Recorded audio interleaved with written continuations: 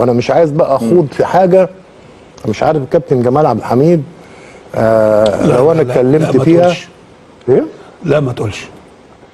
حاجه مهمه يا جمال عشان جمهور الزمالك عايز يفرح. جمهور الزمالك نفسه يفرح. هيفرحوا ان شاء الله، هيفرحوا. فيعني انا خبر مش يعني بص يا استاذ كريم بلاش. طيب يلا كمل. حاجه تفرح الناس. اتفضل. انا استاذنك بس يعني ايه المح بس. ماشي لمح بس ما تقولش اسم. طب اتفضل. ما تقولش اسماء بعد اسمه. هو نجم كبير جدا في النادي الاهلي. نجم كبير جدا جدا جدا.